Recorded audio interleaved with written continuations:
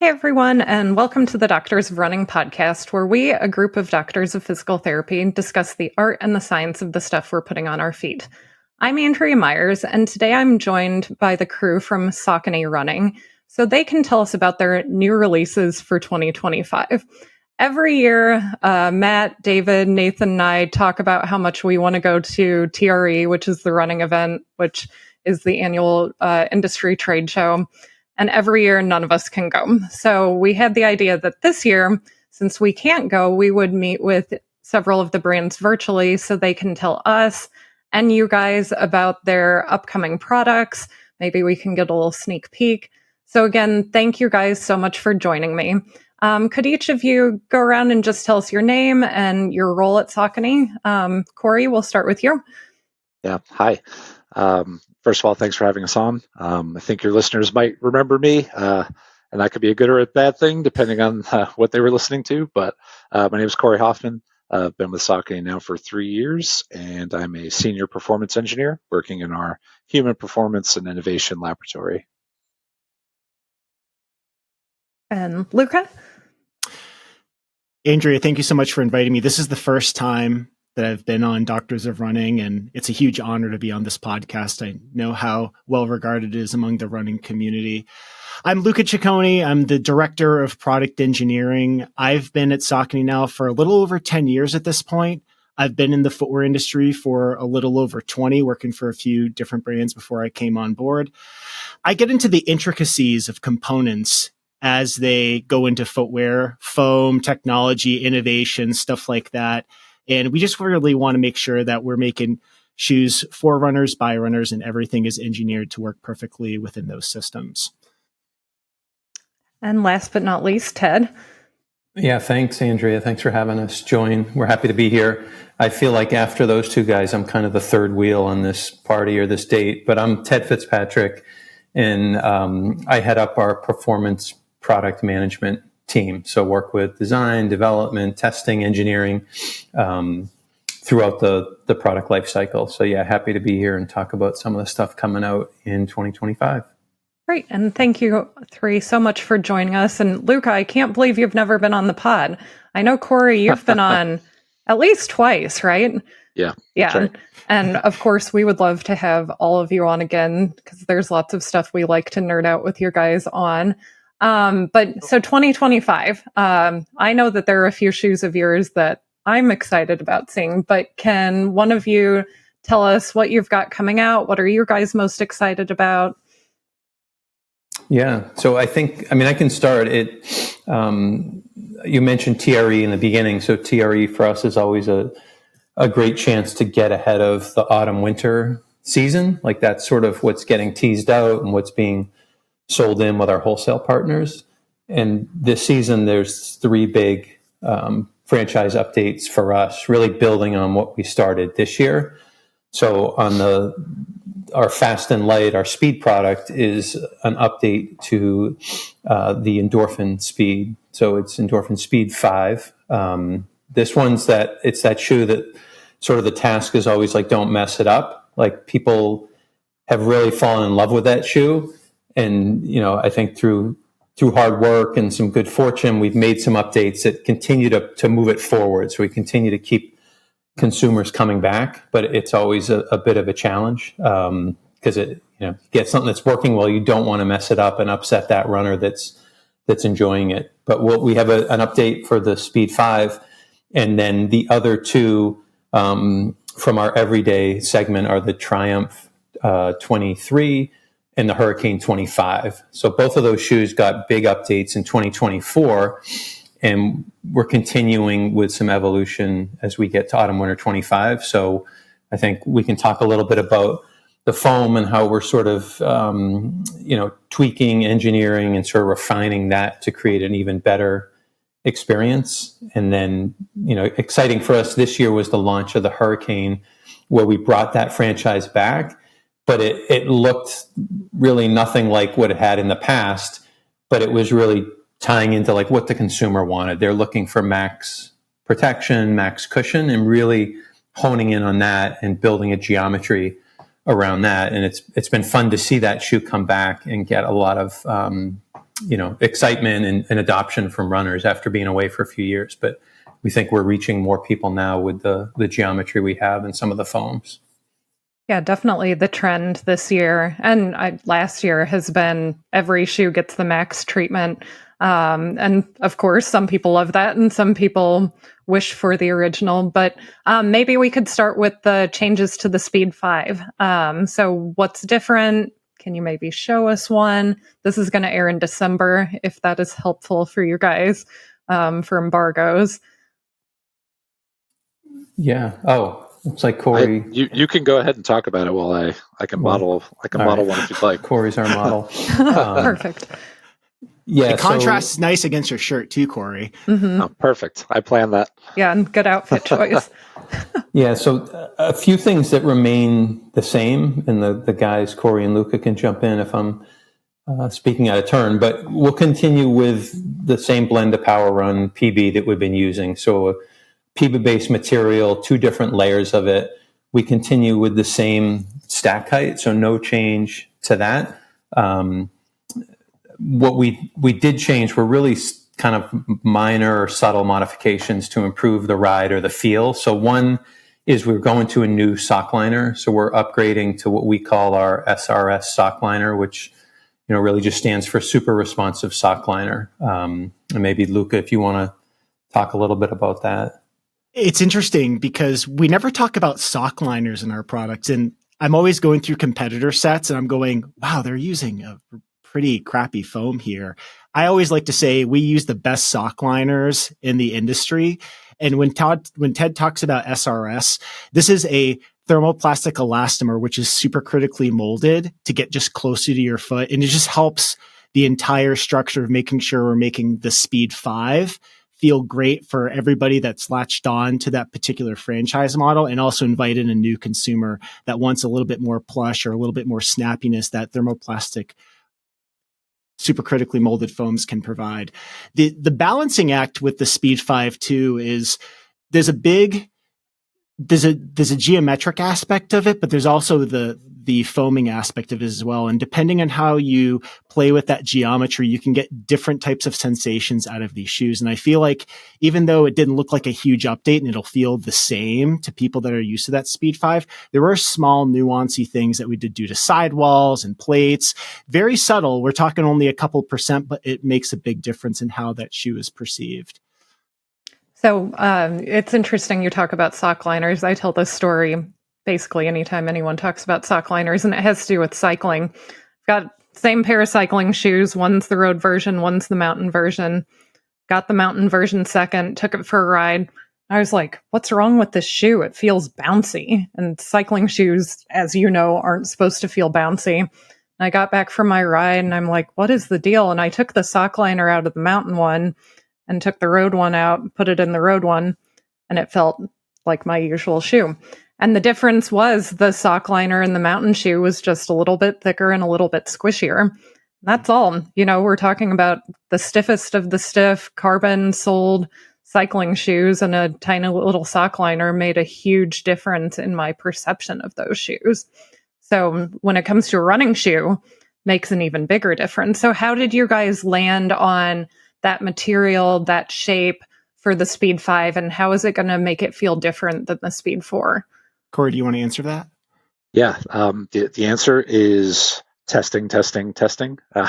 It's actually this SRS, the sock liner, was introduced for the Speed 4, and it's getting as many feet in the shoes as early as possible in the design process, and that's starting essentially on day one when we're getting the first prototypes in, because the sock liner, while it has a big influence on the feel, that Luca just mentioned, it also has a pretty big influence on fit.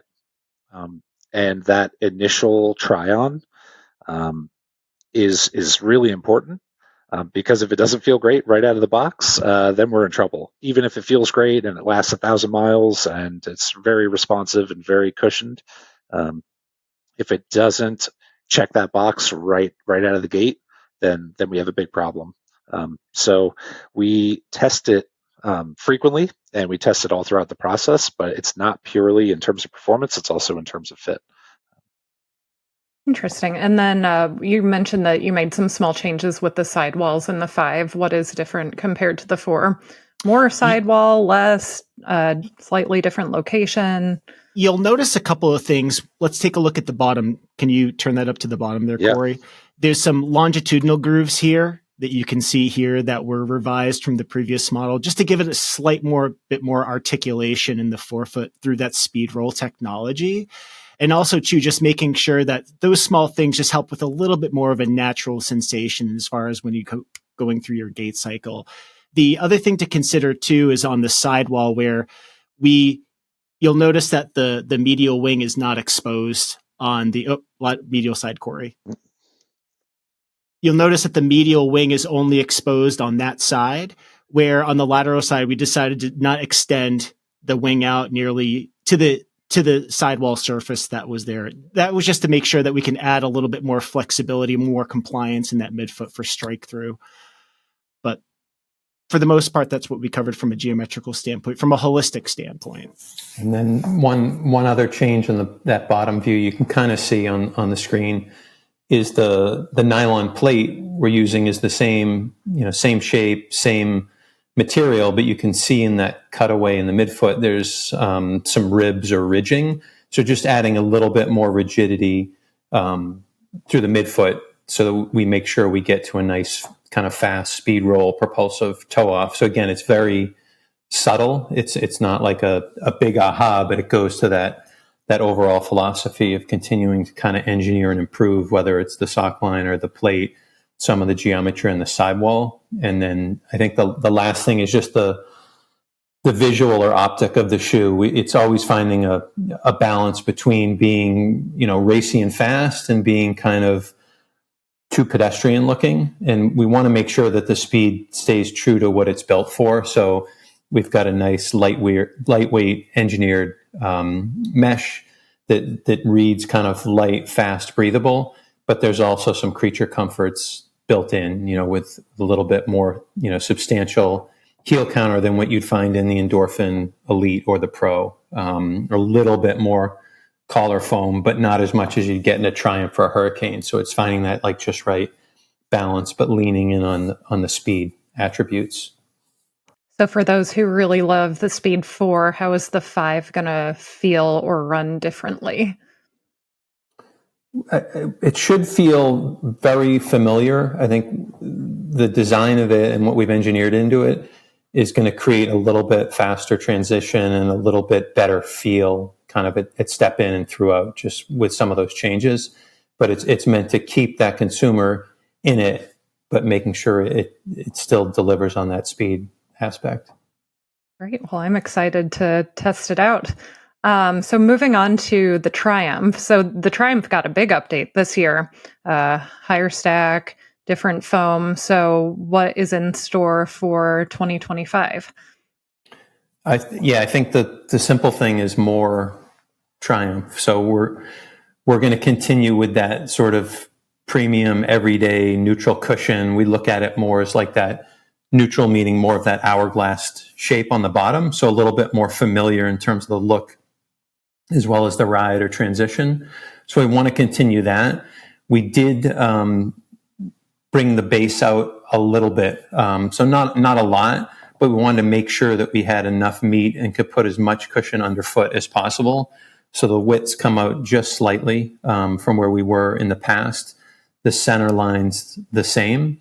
And then in terms of the visual or the geometry, we wanted to make sure it plays into that idea of being kind of soft and cushioned. So the sidewall profile has a little bit softer, cushier feel, and then really trying to dial in the upper. That was an area we thought we can improve upon. So going to a soft engineered knit material that really kind of hugs and adapts and contours to the foot is something we think will take it to that next level.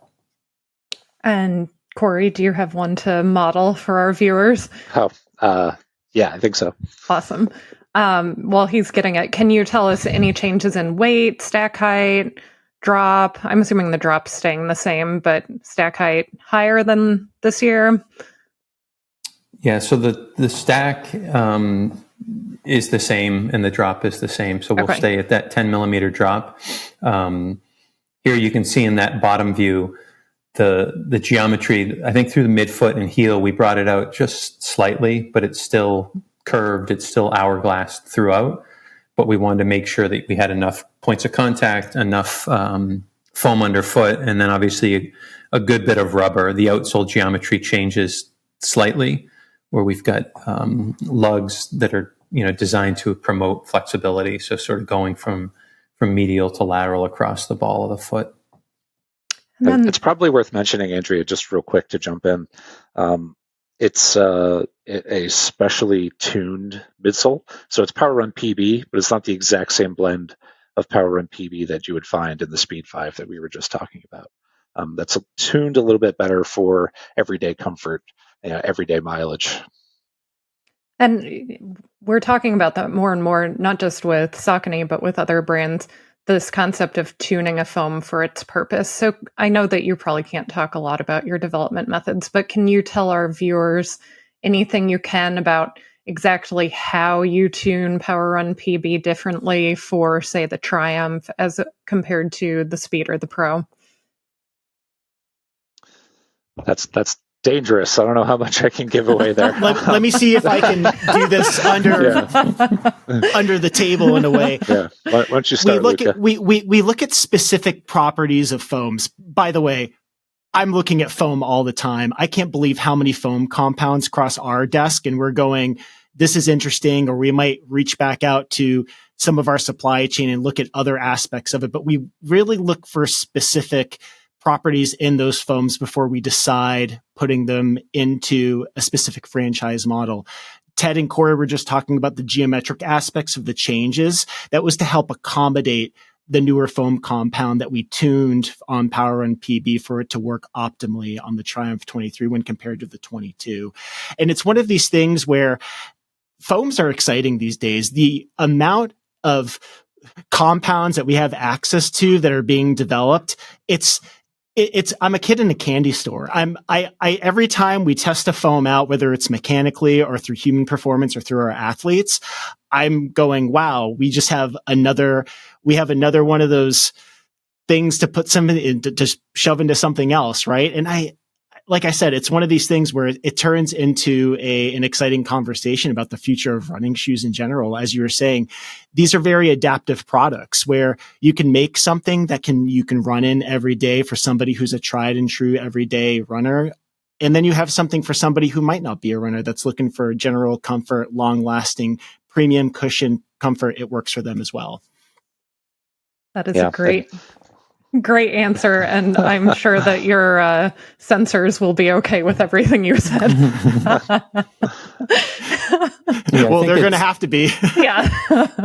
I feel like in my role or my department, we're always asking for things that are difficult to achieve. I've been in the industry a long time, and we're always asking back in the day for softer durometers or new foams or whatever it was, and things moved a lot slower. There wasn't as much movement. And now I think to Luca's point, things have moved pretty fast. And we're trying to find, are there things that we can test and prove out that are going to deliver a better experience? So if I'm coming to Luca and his team 18 months ago and saying, hey, is there a way to make this a little bit lighter or a little bit softer because we want to create a certain sensation or feel?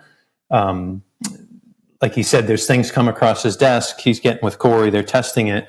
They don't always pan out, but we're able to adapt and tune or tailor the foams and the experience much closer to what the consumer is looking for.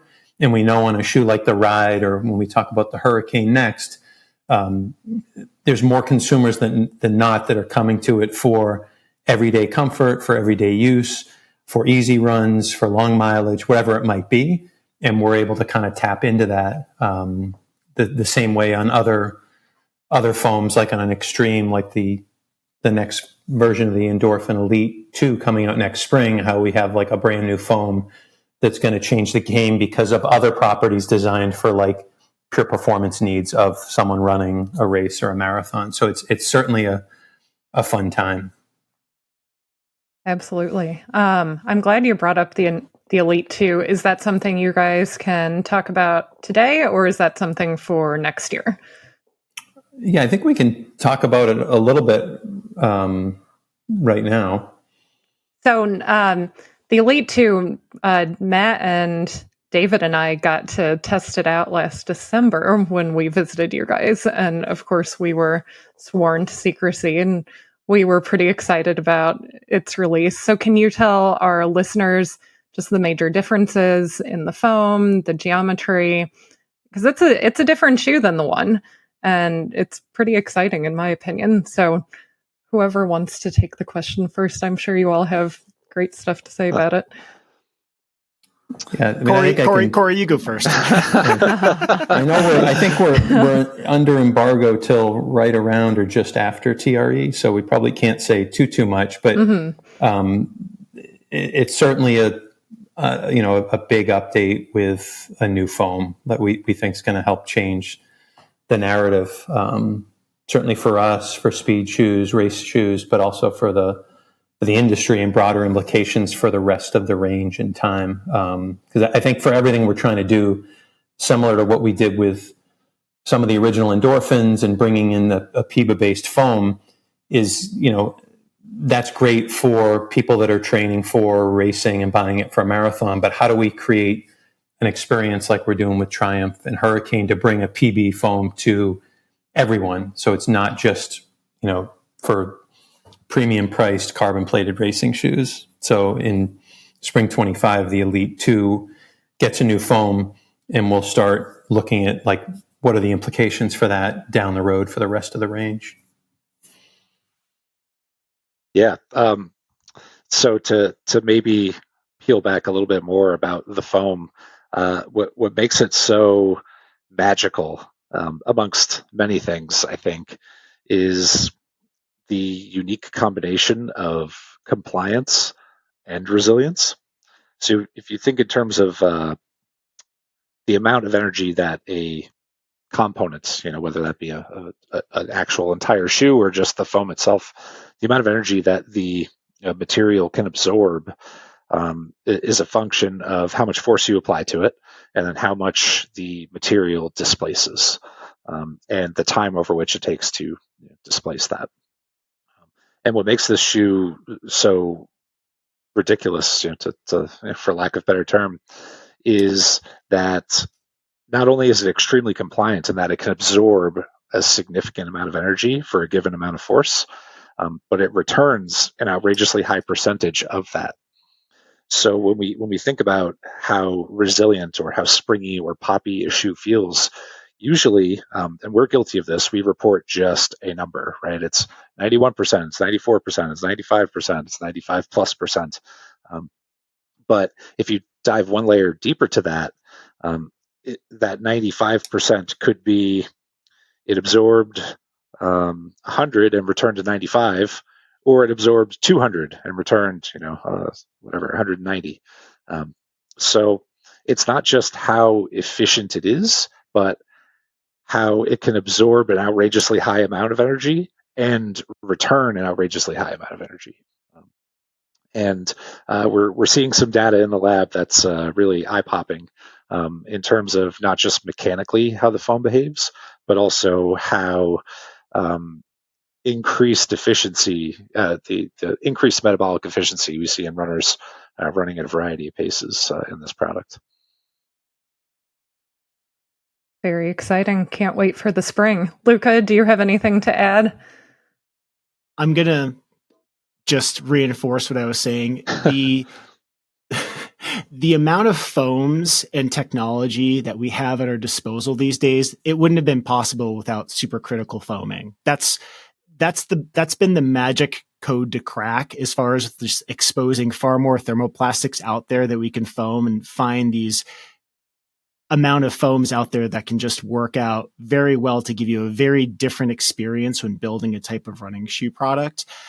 I've been running in the Elite 2 for the past 6 months, and every time I put it on, I get excited. And there's a few other products that are in the lineup for next year that I've been running in that I'm just going, I can't wait for other people to get their feet on this because they're going to be pumped about it.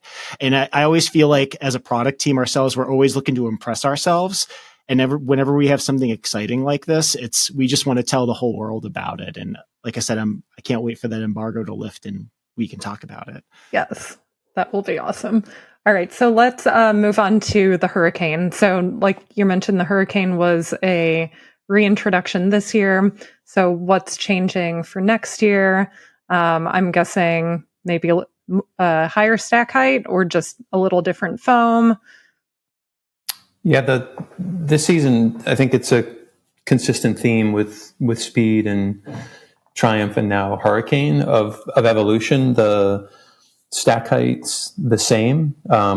We do, it's still the same setup where it's 2 layers of foam. So we've got our blended Power Run material, like an EVA blend that serves as a frame, and then nested inside it is like a full midsole of Power Run PB. And that same tuning of the Power Run PB that we applied to the Triumph gets applied here to the Hurricane 25. So, in my world, it's a little softer, it's a little bit lighter, but without compromising the feel and the responsiveness and the things that people have liked about the Hurricane. And then in terms of other key details, it's really honing in on that comfort in the upper throughout. So we didn't want to change too much. We did make some subtle adjustments. The template does shift, a couple millimeters. So we put a little bit more foam on the medial side just to make sure if there are some runners that come in quickly or need a little bit more protection, we've got that foam engineered there. But if you like the 24, you're going to love the 25. It's not a significant departure. That's great. I feel like you guys are doing a nice job with what we call stable neutral features here at DOR. Does the Hurricane get any of the same features that the Guide 17 had this year? Yeah, I think the philosophy that is the same of, we talk about center path. Can we design a geometry and a platform that's going to keep the foot centered from, heel strike through midfoot to toe off? So that I think the philosophy is the same for both. It's that wider base with higher sidewalls. The actual center lines aren't like a super high or super tall stack. The max is more the max protection and the max cushion versus just saying max height. So we don't want to create instability by making something really tall and really narrow. So it's about that platform. So similar geometry to Guide, it's just the footprint's a little bit bigger. You get that frame that holds it in so we can really harness that tuned PB so you can get the feel of a Triumph, the feel of that super foam with the frame that's going to make sure you're getting some of that protection. And we've just seen there's always sort of that difference between like what the industry talks about and what we talk about and what the consumer talks about. So we've continued to hear the last few years this idea of like max comfort and max protection. So we've honed in on that. It's certainly something that's risen up in the last year or two. So we'll continue in that space, but it is very comfortable. Andrea, I was going to mention, kind of elaborating a little bit more on center path technology. If you were to see how deep that upper sinks into that sole unit or into the Power Run PB itself, it just cradles your foot. And the one thing, Corey, can you pull up the shoe one more time? If you look at the bottom view of this guy, you can see how there's that white section in the middle. That's Power Run PB being exposed from the bottom and being able to build that system of the Power Run chassis. So that way you have a full gamut of Power Run PB that's going from the top of your foot all the way down to the ground. That just provides that nice cradling sensation to keep you concentric to the platform.